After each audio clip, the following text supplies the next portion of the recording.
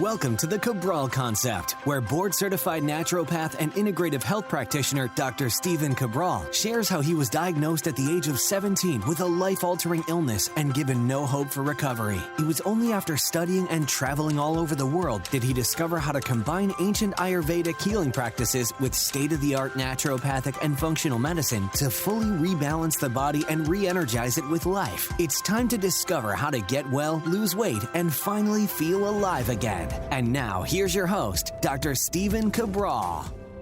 Hi, everyone. Welcome back to the show. Great to have you here. Super excited for today's topic, which is Ayurvedic medicine. Anytime that I get to talk about Ayurvedic medicine is a good day. But today's focus is on how the ancient herbs used in Ayurvedic medicine are actually going through clinical trials right now to potentially be used for this virus. So during the pandemic, a lot of researchers and scientists are looking at any means possible of dealing with this particular virus.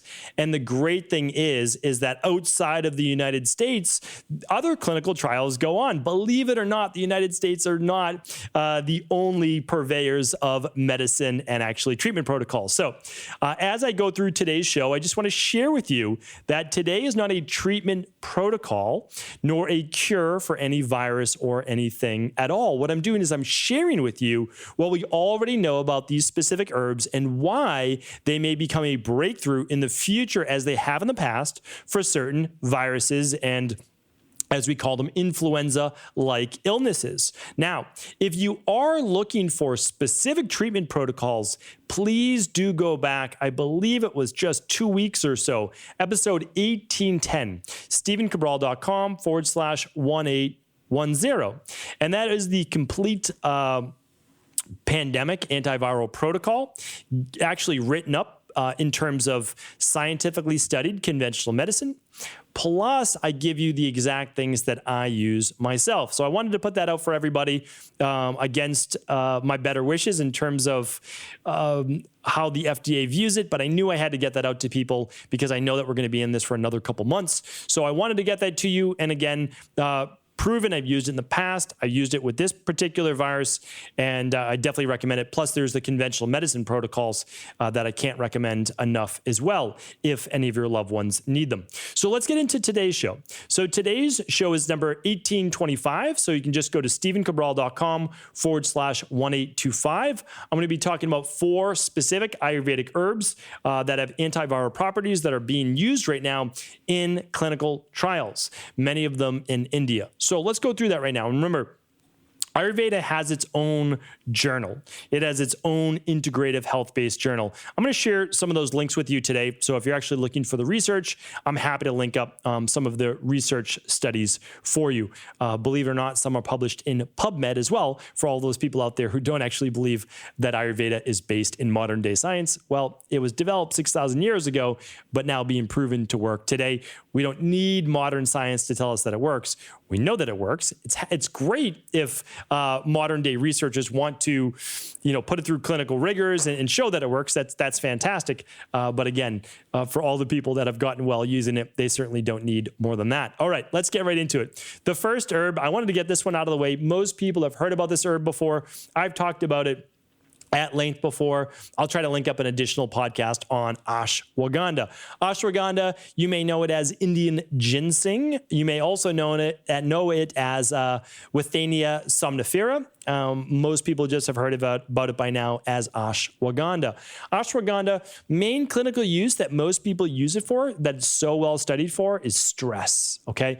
Anybody that's stressed has higher levels of cortisol, more towards anxiety. They can potentially see a lot of benefit from using ashwagandha. We use it in our product called Adrenal Soothe by Equilife. Probably one of the most popular products we have. It's used by thousands of practitioners in their practices all around the world as well. Well, why does it work so well? Well, it's considered an adaptogen. So it helps with healthy levels. I have to say it may help with healthy levels of blood sugar, healthy levels of cholesterol, healthy levels of stress, healthy levels of, helps with energy levels, helps balance cortisol levels. So basically as an adaptogen, if you get too low in energy, it helps bring you back up. If you get too high, it helps calm you back down. So it works with the autonomic nervous system. So the autonomic nervous system is like a scale. Sympathetic and parasympathetic. When your body needs more fight or flight, get up and go. Like right now, I'm in the sympathetic nervous system. When it needs to be more relaxed, now I'm in more of the parasympathetic. So again, your body works in specific positive and negative feedback loops, and ashwagandha helps to regulate that. So why would it be great, or why would it be potentially helpful then as an antiviral? Well, higher levels of stress can equal higher levels of inflammation when chronic. That's not going to be good when dealing with a particular virus. Not good for the immune system either. Whenever you're under higher levels of stress, it begins to shut down and imbalance the immune system. So really important to look at that. Ashwagandha has also been shown to help boost overall memory and brain function, cognitive performance, so it may help with blood flow as well, and obviously that's good in terms of circulation. So that's a great one to look out for. Always, again, ashwagandha has been one of my favorites for a very long time. It had me once I learned that the name for ashwagandha was in Sanskrit. It literally translates to the smell of a horse, and that's exactly what it smells like. It doesn't smell great. It's a root, but for sure, it's a great product. And it comes as a capsule, so you really won't smell it. It's only if you're having ashwagandha tea that it might smell a little like a horse.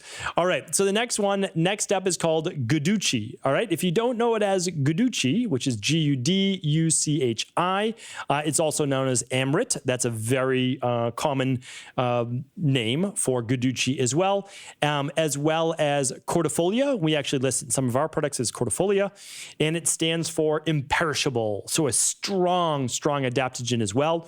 Why is Guduchi called imperishable, or why is it known for its strength? It helps to boost the immune system. Clinically proven. It's been shown to help boost the immune system, enhance immune function. It also does that by helping to regulate cytokines. We've heard a lot with this particular virus and a lot with viruses in the past, such as the flu, that there's an issue with cytokines, right? The cytokine storm. Now, largely that's been kind of like mitigated and relaxed a little bit. People are having all these issues. They were, pretending to be an expert in virology by saying you shouldn't use elderberry. Listen, I've said this before, as a health professional, don't overstep your bounds. If that's not the truth, don't go out there and scare people about using elderberry. Now we know elderberry is actually helpful. So again, let's relax on jumping to conclusions, myself included. I always have to take a step back. I always think about things and say, okay, do I want to say that? Let me think about it. Let me sleep on it for a night. And then you move forward, right? So, but here's the thing. Amrit, Guduchi, cordifolia, amazing for immune balance. Has also potentially been shown to help with infections, fevers, and urinary tract disorders. I will link up some of the research on that. So number 2 was Guduchi, Amrit, being studied. You might already be using it now. Fantastic. Again, I'm going to give you kind of a little bit of my thought process around Ayurvedic herbs at the end of the show as well, like how often to use them. All right. The next one is called Maluthi, and Maluthi is better known. So here's the thing. Maluthi, most people, if you're not studying Ayurvedic medicine, you definitely would not know it as that. Also called Yashtamadu. But we know it as in the US as licorice root. Okay. So now you probably know, okay, licorice root. You've talked about licorice root before. On episode 1810, I actually gave licorice root as one of the items I would absolutely use with basically any virus. Okay. Now, why would I use that? Personal use. Why would I personally use it?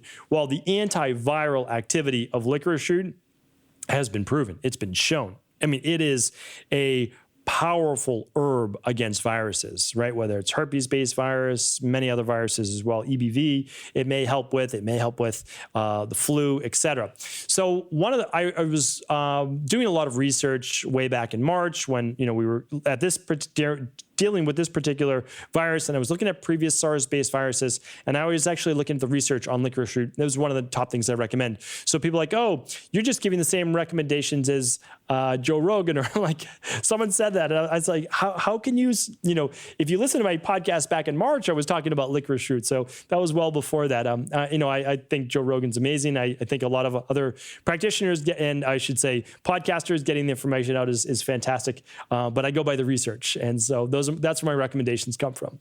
And so the research and the work that I was actually looking at was Dr. Gonzalez. Dr. Gonzalez, I believe, is a teacher out of, I don't want to say the wrong university, but he's a naturopathic doctoral professor. I believe he still is. And anyways, I like his books. I think his books are great, and they're very technical, but if you're a practitioner, I think they're great books. And so I was reading through one of his books on viruses and the immune system, and a lot of the details were there. So I've been a fan, obviously, of licorice root for some time. I learned about it way back in the day when dealing with adrenal issues, to use that in conjunction with like a DHEA and other items that may help. Of course, that's not the only thing that you should use, but we certainly use it in our product called Adrenal Energy Support. So when the adrenals need a little bit of a boost, well, it can act as a natural, it may act as a natural anti-inflammatory. It may help with ulcers. I mean, there's a list. I just wanted to share this with you. And so usually my podcasts are always off the cuff, but the amount of ailments that licorice root can help with is unbelievable. So I'm going to read them to you, but then I'm going to tell you why, because it's not a panacea, but I want to tell you why. So I'm just going to go through these. It may help as, so just insert may before all of these. It may help as an antacid. It may help as an anti-inflammatory, may help as an antioxidant for Alzheimer's, for obesity, for burning body fat, for arthritis, for cancer, for tumors, for asthma, for bacteria. It may help for energy. It may help for pain. It may help for joint pain. It may help for depression. It may help for oxidative stress. It might help for stress. It may help for nausea. It may help for low libido. It may help for a lot of mucus. It may help to break up a cough. It may help with the immune system, and it may help balance estrogen levels in women. So pretty amazing, right? Pretty amazing. Well, how can one herb do all these things? Well, it doesn't. It's its effect on our actual body. So we have to understand is that licorice root is actually helping with the autonomic nervous system. It's giving a little bit of get up and go. It's giving a little bit of circulatory boost. It's giving it a little bit of what's called a positive feedback for the HPA axis. So it's helping to better regulate the overall autonomic nervous system. And if we do that, well, we can produce cortisol at the right times and not at the wrong times. So that's one of the many benefits of licorice root. I just want to also put one caveat here, because if you're taking DGL and you see licorice at the end of it, that is not licorice root. DGL is being deglycerized, and when it does not have the same properties as licorice root. So DGL can be very helpful for stomach indigestion, etc., and we do use it actually, and it's quite a great product for that. But if you're looking for the benefits of what I just spoke about, you would actually be using licorice root.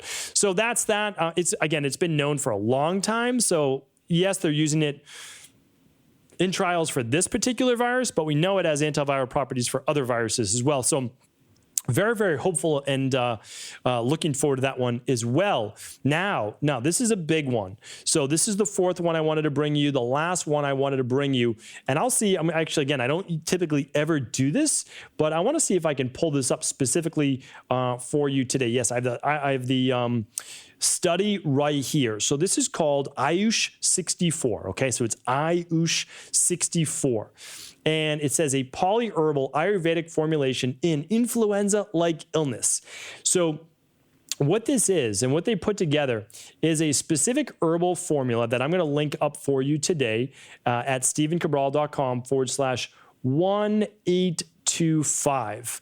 And what I'll do is I'll actually link up the PubMed study as well. So that's why I love being able to share this with you, because being able to share it from a natural health standpoint, let's say Ayurvedic medicine, but then also saying, like, listen, there's also scientific research behind this as well.